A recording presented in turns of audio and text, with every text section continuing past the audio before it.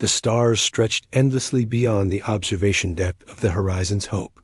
Captain Daeho Kim stood with his hands clasped behind his back, watching the distant station grow larger as his ship approached.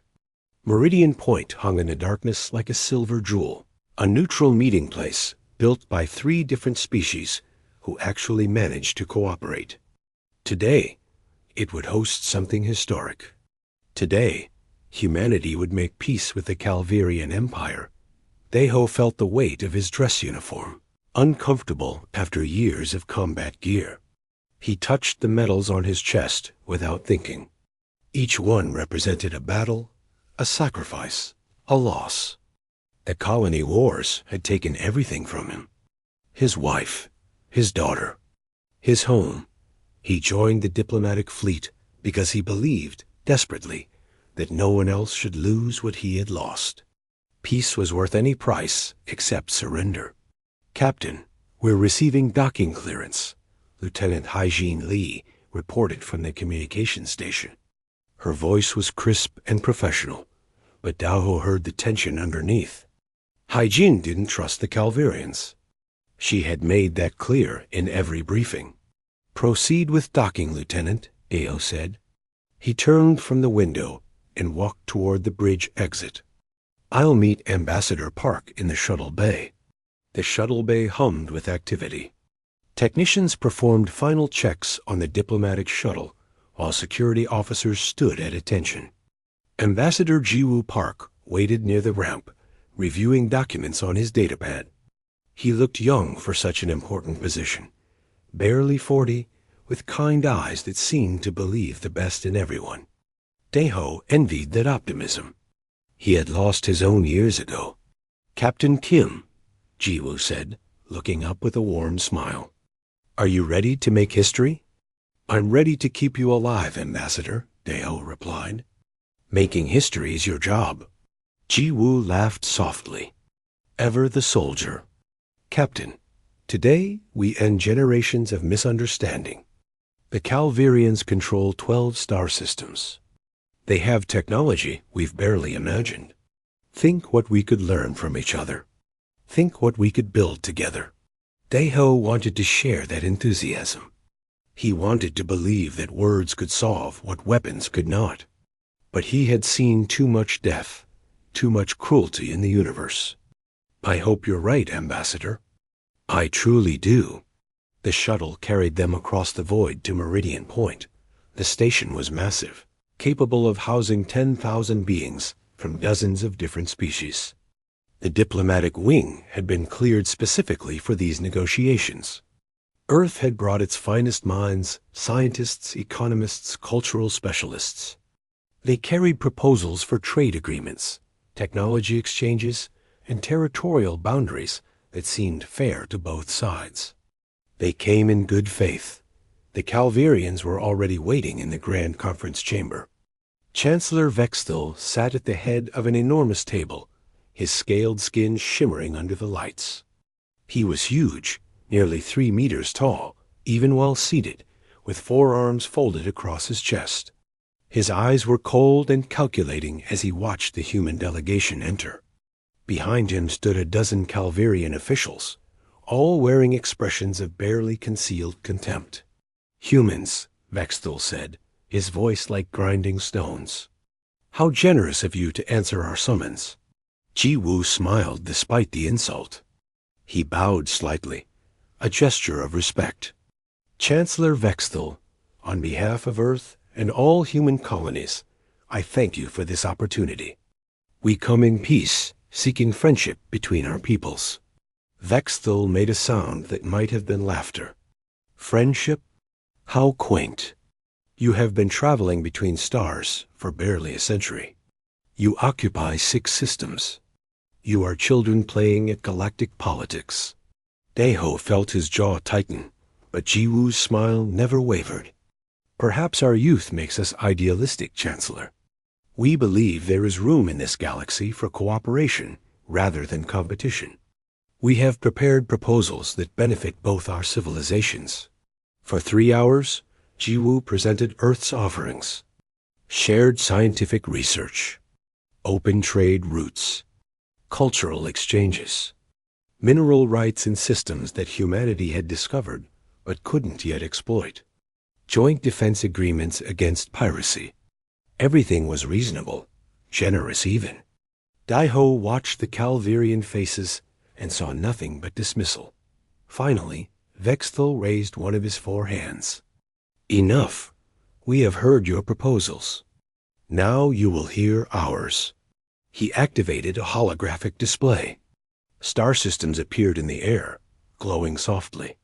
3 of them turned red. Daiho recognized them immediately.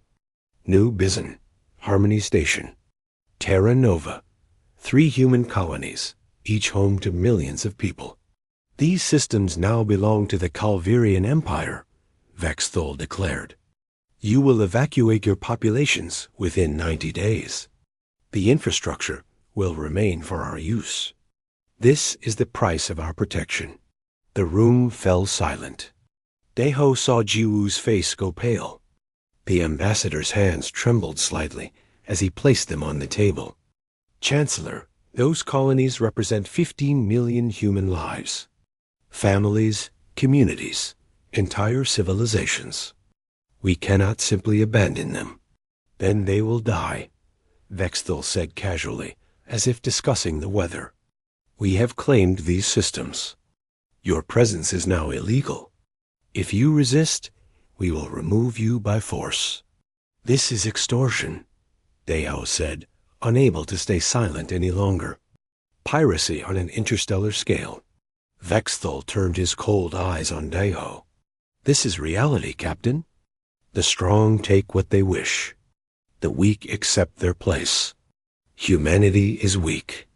You should be grateful we offer you anything at all. Jiwoo stood slowly. His voice was steady despite the shock on his face. Chancellor, surely we can negotiate alternative arrangements.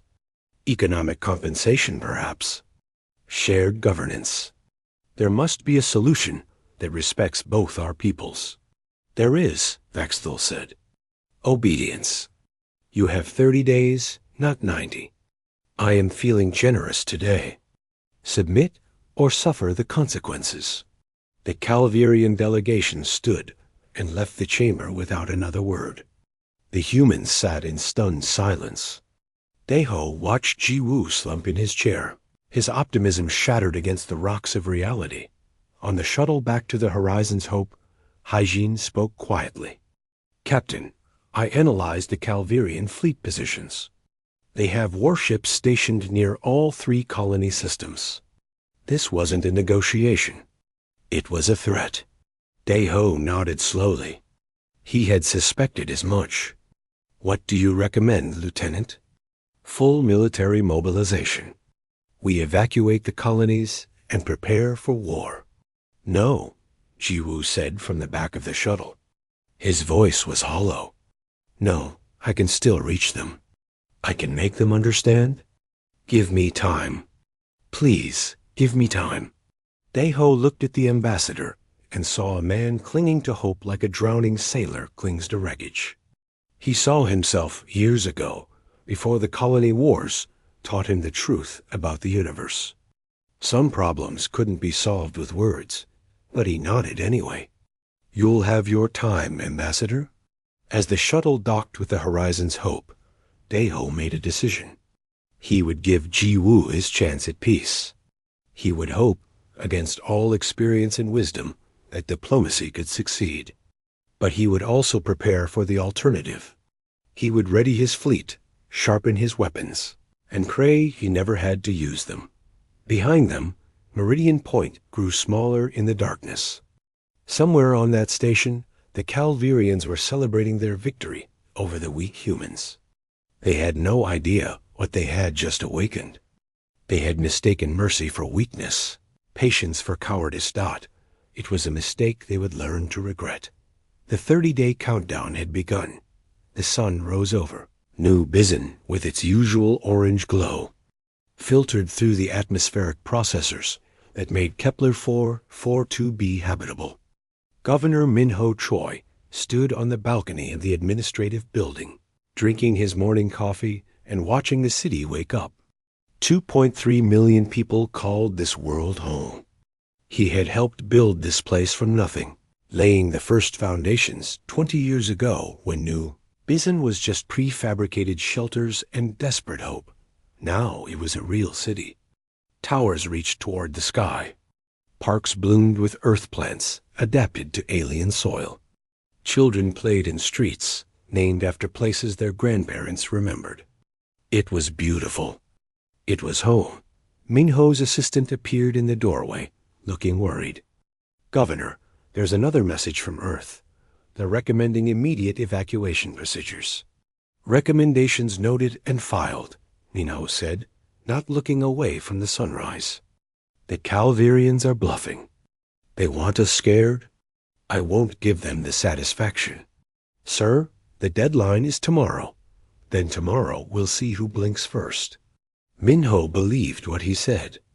The Calvirians were bullies, but even bullies had limits. They wouldn't actually attack a civilian colony. The galactic community would never allow it. There were rules, laws, standards of civilization. You didn't just murder millions of innocent people. At New Bizon Central Hospital, Dr. Yuna Kong was preparing for a very different kind of emergency. She had converted 3 entire floors into emergency triage centers, stockpiled medical supplies, and briefed every doctor and nurse on mass casualty protocols. She didn't believe the Calvirians were bluffing. She had seen the intelligence reports that Governor Minho refused to read. She knew what the Calvirian Empire did to species that defied them. "Dr. Kong," one of her nurses said quietly, "if the attack comes, none of this will matter. The hospital won't survive orbital bombardment." Yuna continued organizing medical supplies. "Maybe not. But if even one person survives, I want to be ready to save them. We're doctors. This is what we do." Across the city, in a small school near the agricultural district, young Suho sat at his desk and daydreamed about starships. He was 10 years old, the son of farmers who grew wheat that tasted almost like earth wheat. His teacher was talking about galactic history, about the different species and civilizations among the stars. Suho wanted to visit them all someday. He wanted to be a starship pilot, exploring the universe. "Suho, are you paying attention?" his teacher asked. "Yes, ma'am," Suho lied, and his classmates giggled. The teacher smiled. "Then tell me, what makes humanity special among the galactic civilizations?" Suho thought about it. "We never give up?" "That's right," the teacher said. "We never give up. Remember that." The day passed normally. People went to work. Children went to school. Couples walked in the parks. Life continued because no one could imagine it ending. The human mind refuses to accept the unimaginable until it becomes undeniable. On day 29, Ambassador Jiwoo Park sent his final message to the Calvirian Empire. He had spent a month crafting the perfect proposal, finding compromises that would satisfy both sides. He offered economic partnerships worth trillions. He offered cultural exchanges that would enrich both civilizations. He offered everything except submission. The Calvirians never replied. Day 30 arrived with the same orange sunrise. Governor Minho stood on his balcony again, vindicated. Nothing had happened. The Calvirians had backed down. He started composing a message to Earth. Something diplomatic, but with just a hint of "I told you so."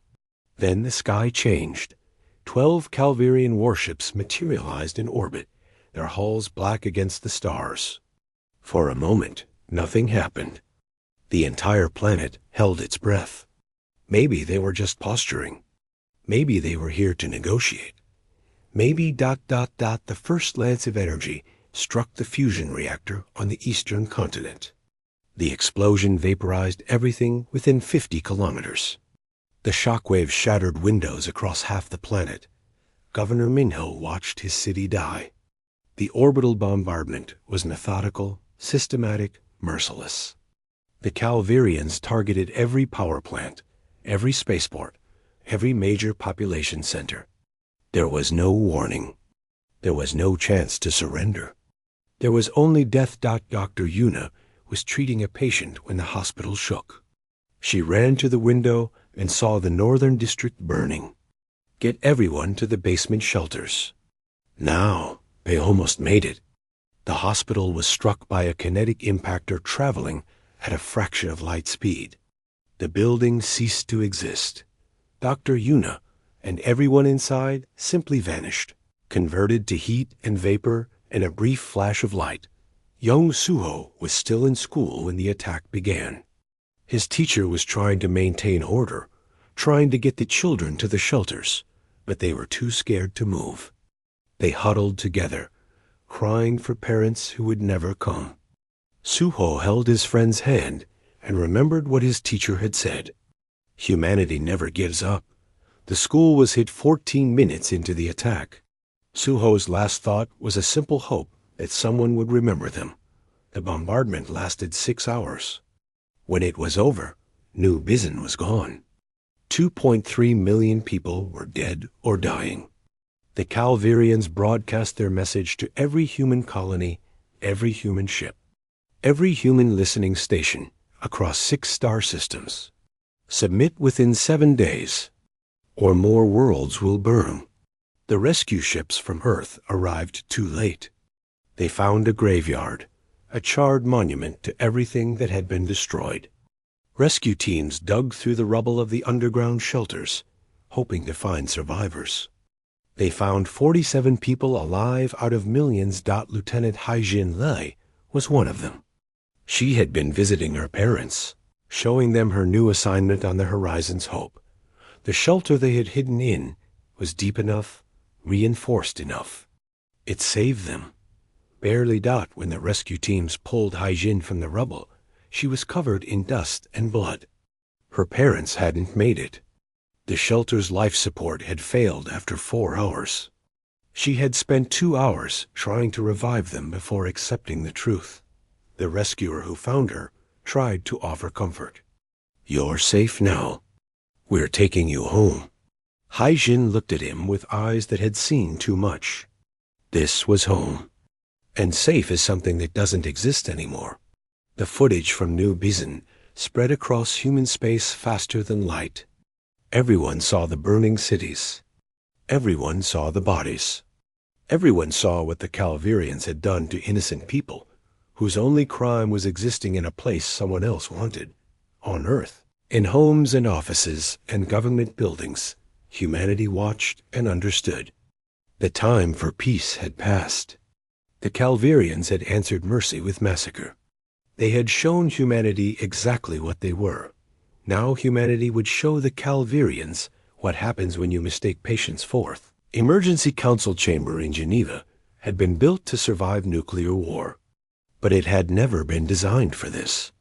Secretary General Taiwan Yang sat at the head of the table, surrounded by screens showing the devastation of New Bizan. Each screen was a window into hell. Burning buildings, scattered bodies, children's toys melting in radioactive fires. He had been watching for 3 hours, forcing himself to see every detail, every horror. Leaders who ordered war needed to understand what war meant. Around the table sat the most powerful people in human space. Military commanders, economic ministers, colonial representatives, scientists. Every face showed the same shock, the same rage, the same demand for justice. But Taiwan had to be careful. Rage made bad decisions. He needed to be cold, calculating, absolutely certain. "Show me the tactical assessment," he said quietly. Admiral Bora Shin stood and activated the holographic display. Star systems appeared in the air, connected by trade routes and supply lines. Calvirian territory glowed red, vast and intimidating. Human space looked tiny by comparison. The Calvirian Empire controls 12 systems with an estimated military force of 800 capital ships, Bora reported. Her voice was steady, professional. but her hands were clenched into fists. They have superior numbers, established supply chains, and defensive positions in every major system. By conventional analysis, they outmatch us in every category. Then we cannot win? Someone asked. Aura smiled, and it was not a pleasant expression. I said conventional analysis, Minister. But humanity hasn't been conventional for a very long time. The doors opened and Ambassador Jiwoo Park entered the chamber. He looked like he had aged 10 years in a month. His suit was wrinkled. His eyes were red from crying or lack of sleep or both. He walked to the podium slowly, like every step hurt. Secretary General Yang, honorable members of the council, Jiwoo began. His voice cracked. He stopped, gathered himself, continued. 1 month ago, I stood before the Calvarian Chancellor and offered peace. I believed, truly believed, that rational beings could find common ground. I was wrong. He activated his own display. New Bizin appeared, the city as it had been, beautiful, alive. Then the footage shifted to the aftermath. Taiwan heard someone vomit. He didn't blame them. This is what our mercy bought us, Jiwoo said. This is what our patience achieved. This is the price of trying to be civilized with barbarians who see civilization as weakness. His voice grew stronger, harder. I came here to resign as ambassador. Diplomacy has failed. I request immediate military assignment. I want to serve in whatever capacity will hurt them most. The chamber erupted in debate. Some wanted immediate military action.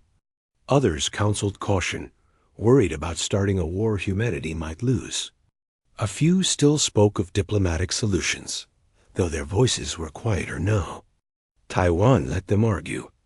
Democracy required debate, even in crisis. Captain Dae-ho Kim raised his hand for recognition. Taiwan nodded to him. Secretary General, members of the council, Dae-ho began. Lieutenant Hai-Jin Lai was one of 47 survivors from New Bizin. Before the attack, she documented the Calvarian fleet movements.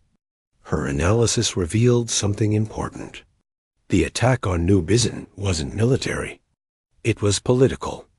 They wanted to terrify us into submission. He paused, letting that sink in. Our intelligence services have been studying the Calvarian Empire for decades. They have destroyed 17 other species in the past 2 centuries.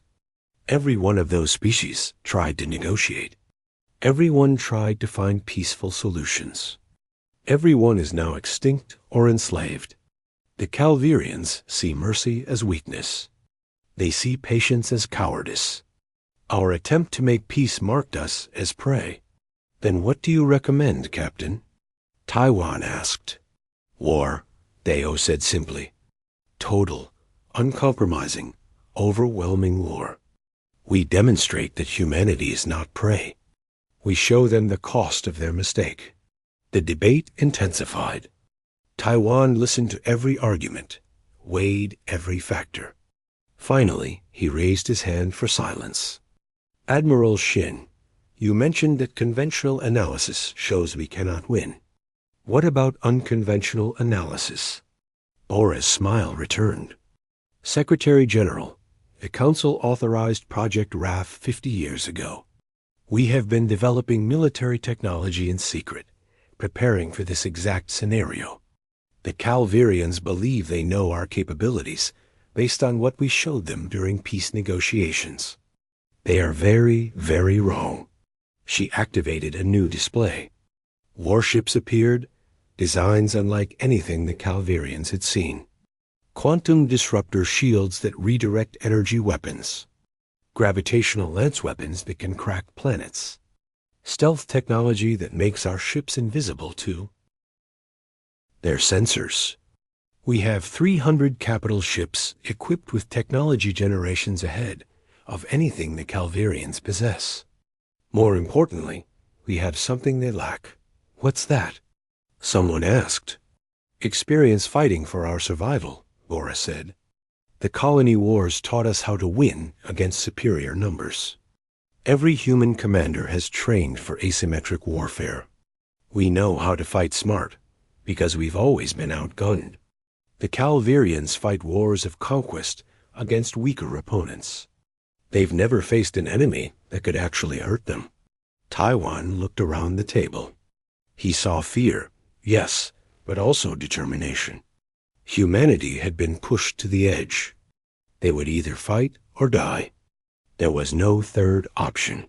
Before we vote, Taiwan said, I need to know we've exhausted every alternative. Is there any possibility, any chance at all, that diplomacy could still succeed? Ji Wu answered quietly. They gave us 7 days to surrender, or they'll destroy more colonies. Millions more will die like New Bizen died. They have shown us who they are. We need to believe them. Taiwan nodded slowly. He had known what the answer would be, but he needed to ask. He needed to be sure. Then we vote. All in favor of declaring war on the Calvirian Empire? Every hand rose.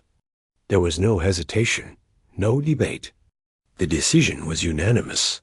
Then it's decided, Taiwan said. He felt the weight of history settle on his shoulders. Admiral Shin, begin military operations.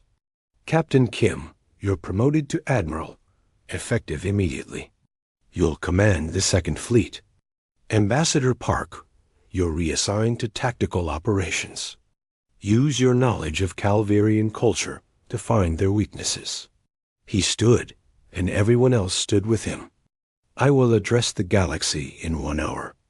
We will tell them exactly what the Calvirians have done. We will give them one chance, one final opportunity to choose differently. And if they refuse, he didn't finish the sentence. He didn't need to. Everyone understood. Taiwan walked to his office and wrote the statement himself. No speechwriters, no political consultants. Just truth, plain and simple. He titled it, The Last Warning from Earth. 1 hour later, humanity broadcast to every corner of known space. The message reached the Calvirians, the other galactic powers, every species with radio telescopes and translators. Taiwan's face appeared on 1 billion screens. People of Earth, people of the galaxy, he began. 1 month ago, we sent ambassadors to make peace with the Calvirian Empire. We offered friendship, cooperation, mutual prosperity. We were answered with demands for surrender. We sought common ground. We were told to obey or die. He showed the footage from New Bizen. He didn't spare the details. The galaxy needed to see. 7 days ago, the Calvirians destroyed the colony of New Bizan. 2.3 million innocent people were murdered without warning, without mercy, without cause. Men, women, and children were burned alive because they existed in a place someone else wanted. This is what the Calvirian Empire does. This is who they are. His voice grew harder, colder. We have tried peace. We have offered mercy. We have extended every courtesy to a civilization that sees courtesy as weakness. No more. The Calvirian Empire has 7 days to surrender unconditionally, release all conquered territories, and submit to galactic justice for war crimes. If they refuse, they will learn a simple truth about humanity. He leaned forward, looking directly into the camera, looking at the Calvirians who would be watching. You have experienced humanity's mercy. Now experience humanity's fury. The transmission ended. The countdown had begun. In the Calvirian home system, Chancellor Vexthul watched the broadcast and laughed. The humans were bluffing. They had to be. They were weak, frightened children making threats they couldn't keep. He sent orders to his fleet. Destroy another colony. Teach these humans their place. The Calvirian warship, Destroyer of Worlds, had earned its name by obliterating 6 different civilizations over 3 centuries. Its captain, Thulkar, was preparing to add humanity to that list. He sat in his command chair, watching the human colony of Harmony Station through his view screen. 500,000 humans lived there, completely unaware that they had less than an hour to live. All weapons charged and ready, his tactical officer reported. Shall we transmit the surrender demand first? Thulkar laughed. Why bother? They won't accept. Fire when ready. The tactical officer reached for the firing control. The weapon never discharged. The destroyer of worlds simply stopped existing. One moment, it was a massive warship preparing to commit genocide. The next moment, it was an expanding cloud of superheated plasma. The 11 other Calvirian ships in the attack fleet shared the same fate. 12 capital ships, gone in 3 seconds. The human dreadnought Retribution decloaked exactly where the Calvirian flagship had been. Admiral Daeho Kim stood on the bridge, watching the debris scatter. Gravitational lenses are even more effective than the simulation suggested. Navigation, plot course to the next target. Communications, broadcast to Harmony Station. Tell them they're safe. All across human space, the war began with devastating swiftness.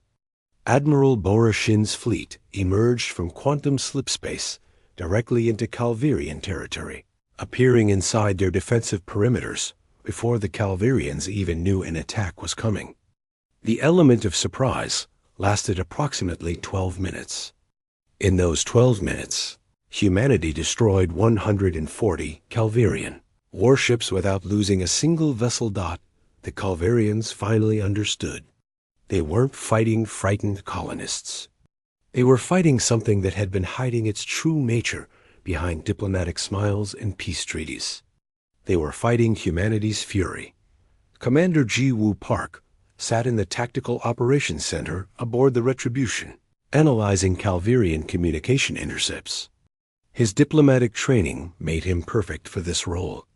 He understood how the Calvirians thought, how they organized their military, where their cultural blind spots existed.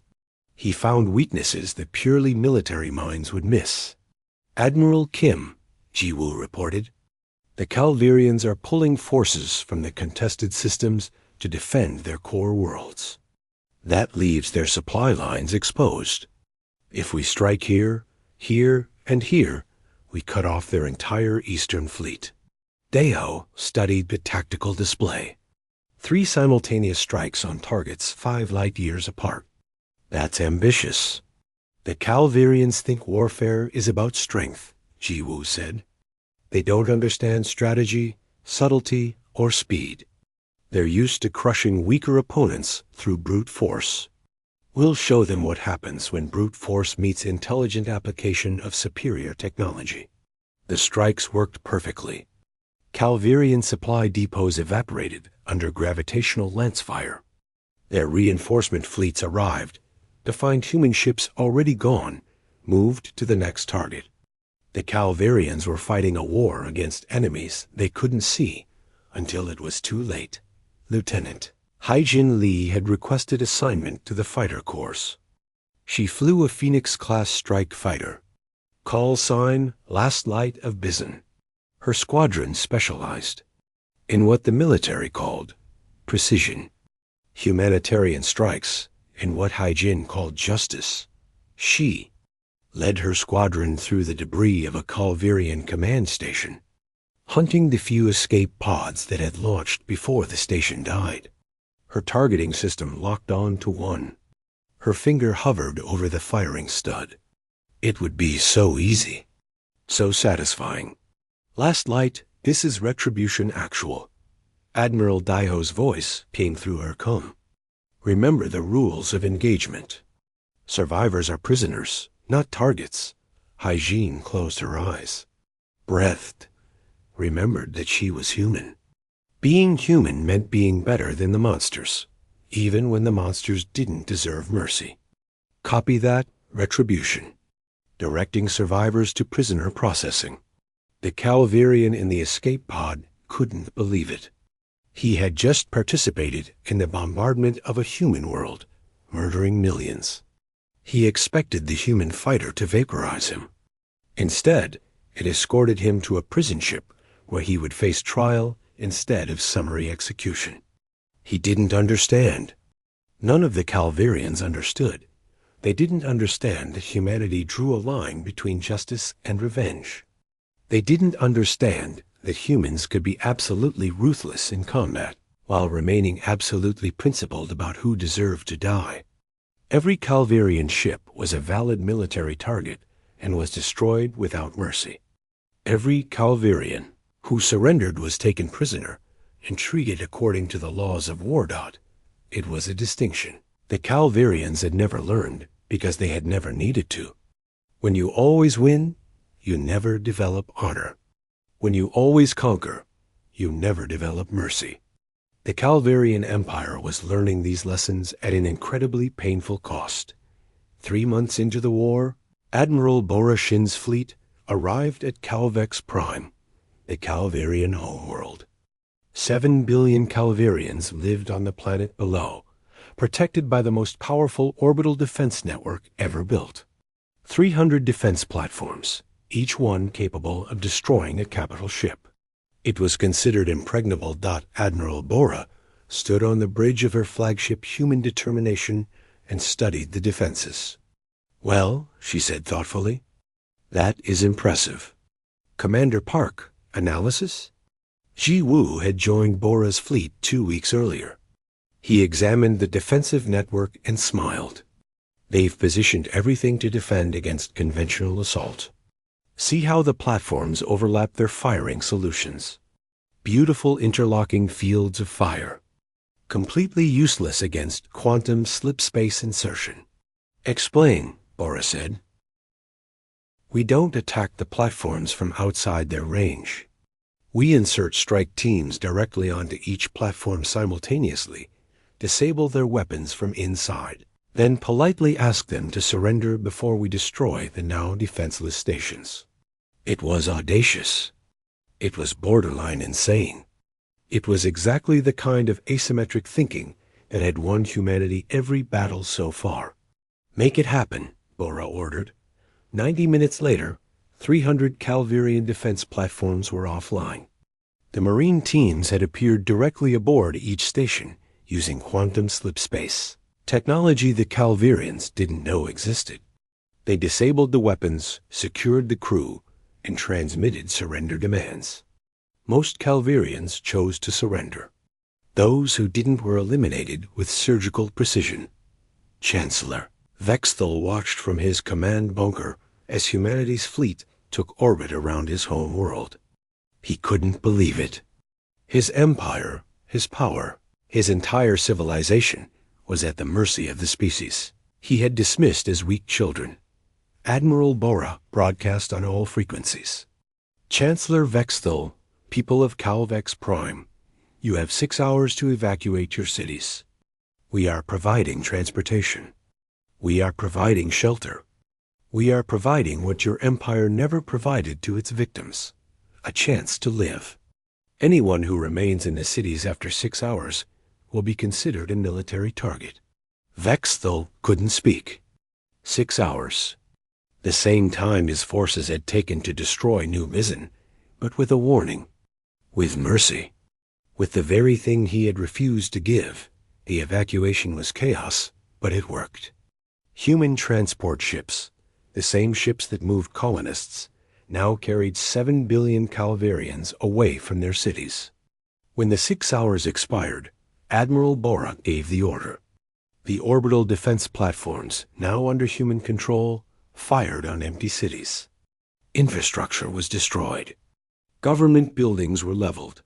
Military installations ceased to exist, but the people lived. Every civilian who chose evacuation survived. It was a demonstration of power, a message to the galaxy. Humanity could destroy. Humanity could annihilate. But humanity chose restraint. Chancellor Vexthal surrendered 3 hours later. He transmitted from his bunker, his voice broken. "I offer unconditional surrender of the Calvarian Empire. Please, no more destruction. We yield." Admiral Deho received the surrender aboard the Retribution. He looked at Commander Ji Woo, then at Lieutenant Haijing. "After everything they've done, part of me wants to refuse." Part of me wants to make them suffer. That's what makes us different from them, Jiwoo said quietly. We want revenge. We feel anger. But we choose something better. Dae-ho nodded. He opened the communication channel. Chancellor Vexthal, humanity accepts your surrender. You will stand trial for war crimes. Your empire is dissolved. Your conquered territories are freed. This is the price of attacking humanity. The war was over. Humanity had won through superior technology, brilliant tactics, and the moral strength to remain human, even in the face of genocide. The galaxy watched and learned. Humanity was no longer the naive newcomer. They were a civilization that valued peace, but possessed the strength to enforce justice. The Calvarians learned too late. Mercy is not weakness. Patience is not cowardice. And humanity, when pushed too far, was absolutely terrifying. The first session of the Galactic Cooperative Council took place exactly 1 year after the war ended.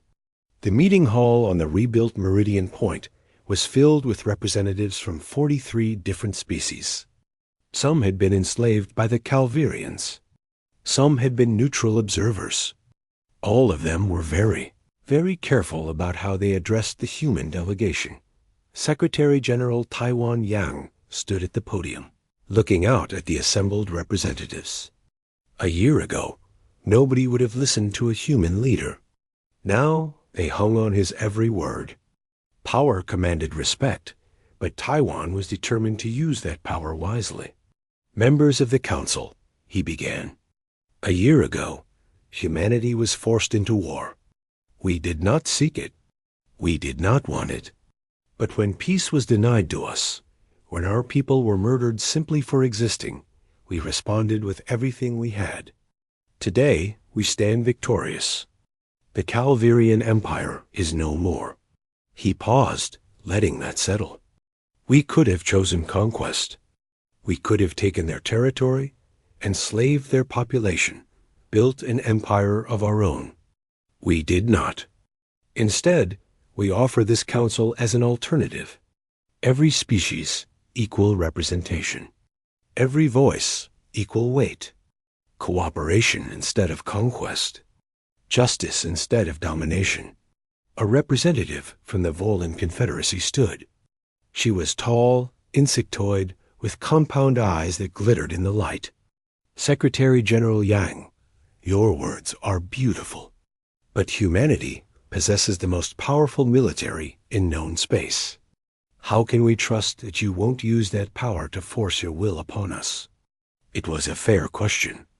Taiwan had expected it. Because we have already demonstrated restraint. When we destroyed the Calvarian military, we evacuated their civilians. When we conquered their home world, we provided food and shelter. When they surrendered, we granted mercy. We have shown you who we are. Judge us by our actions, not by your fears. Ambassador Jiwoo Park sat in the human delegation, listening to the debate. He had returned to diplomatic service, but he was a different person now. He understood that peace required strength. That mercy was meaningless without the power to choose violence and reject it. After the session, a young diplomat from a species called the Relkin approached Jiwoo nervously. Ambassador Park, may I ask a question? Of course, Jiwoo said warmly. The Relkin had been enslaved by the Calvarians for 2 centuries. Humanity's victory had freed them. How do humans balance mercy with justice? You destroyed the Calvarian military completely, but you saved their civilians. You seek peace, but you possess terrible weapons. How do you decide when to use which approach? Jiwoo thought carefully before answering.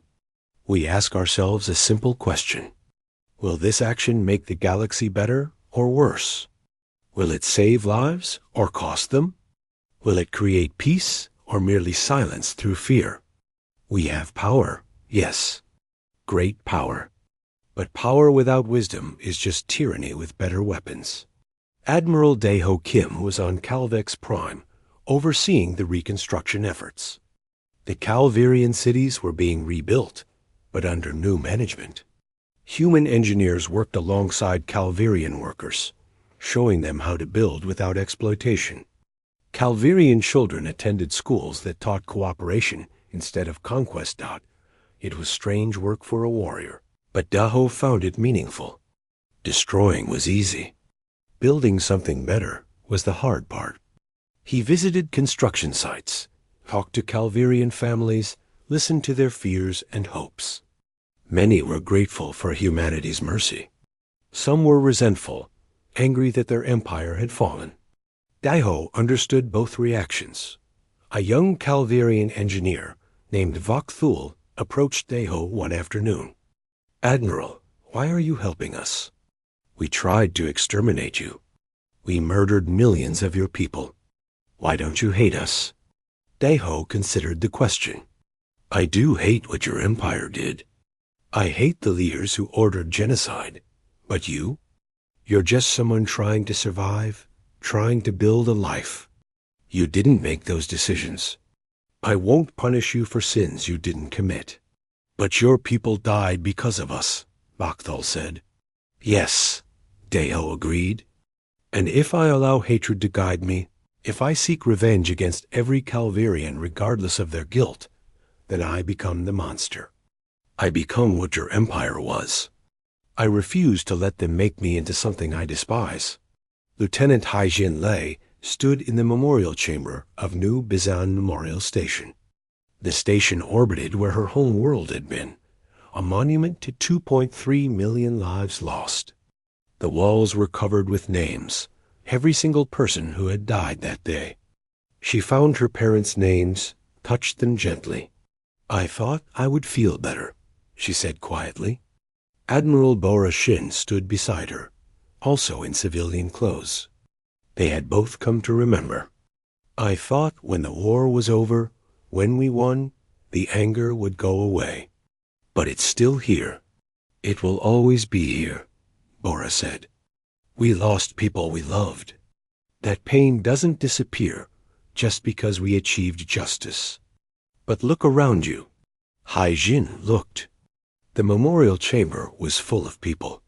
Humans, yes, but also Calvirians. Former enemies standing together, reading names, mourning losses. A Calvirian child placed flowers at the memorial wall, his parents explaining what had happened here, why it must never happen again. "They're learning," Bora continued. "The next generation of Calvirians will grow up knowing what their empire did. They'll carry that knowledge, that shame, that responsibility to be better. That's worth something. That's worth the anger we still carry." Haijin nodded slowly. She would never forget. She would never stop hurting. But maybe, just maybe, her pain could help prevent someone else's. Former Chancellor Vexthul sat in a cell on the prison station orbiting Earth. His trial had lasted 3 months. Broadcast across the galaxy. The evidence was overwhelming. Genocide, slavery, war crimes beyond counting. He had been found guilty on every charge. Ambassador Ji Wu visited him before the sentencing. Vexthul looked old now, diminished. The proud emperor was gone, replaced by a broken criminal who finally understood what he had done. "Why are you here?" Vexthul asked. "To gloat?" "To understand," Ji Wu said. "You had everything. Power, territory, resources. Why did you need to destroy others to feel strong?" Vexthul was silent for a long moment. "Because we were afraid. The Calvirian Empire was built on conquest because we were terrified of being conquered ourselves. Every species we encountered was a potential threat.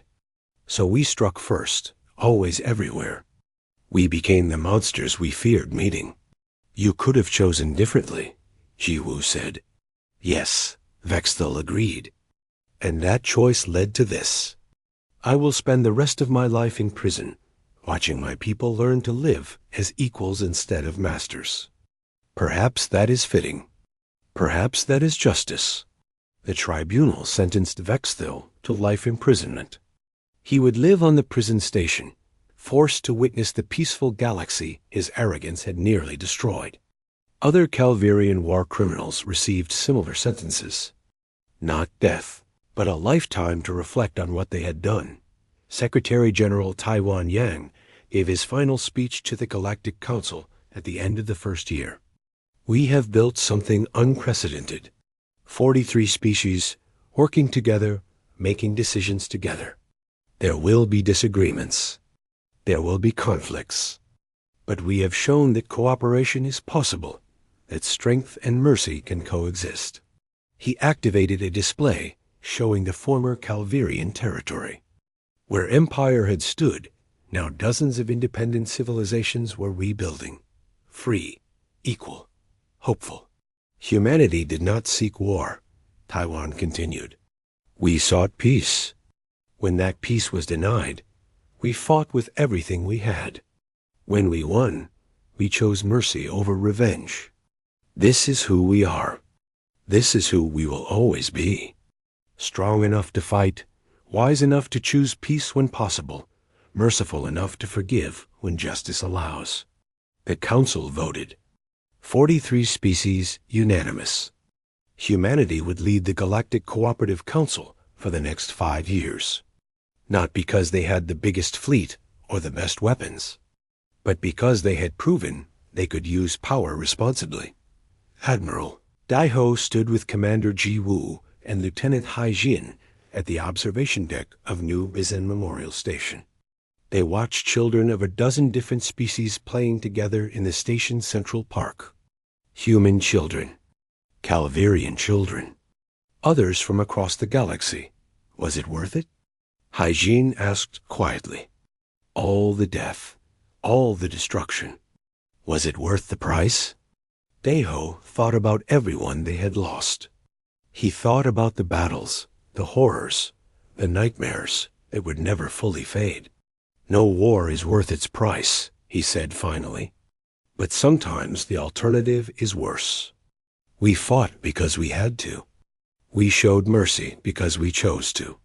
That choice, that determination to remain human, even in the face of genocide, that's what made the difference. Ji Woo watched a Calvarian child help a human child reach a toy on a high shelf. Simple cooperation. Simple kindness. The galaxy will remember this, he said. They'll remember that humanity could have become conquerors and chose to be liberators. They'll remember that we sought peace first and war only when there was no alternative. They'll remember that we won with fury but ruled with mercy. The sun set on New Bizen Memorial Station, artificial light dimming to simulate evening. The children kept playing, unaware of the history that had brought their species to this moment, unaware of the price that had been paid for them to play together in peace. On the memorial wall, 2.3 million names glowed softly in the fading light. They would never be forgotten. Their sacrifice had shown humanity what they were fighting for. Not for territory or power or revenge, but for a future where children of all species could play together without fear. Humanity had sought peace. When denied, they had unleashed fury. In victory, they had chosen mercy. This was humanity. This was who they would always be. Strong enough to fight. Wise enough to value peace. Merciful enough to forgive. And determined enough to ensure that no other species would ever have to make the choice between submission and extinction. The galaxy had learned. Humanity was no longer the naive newcomers, the weak prey to be exploited. They were a civilization that valued peace above all else, except justice. And when justice demanded strength, humanity possessed strength beyond measure. The last warning from Earth had been heard. Let it never need to be repeated.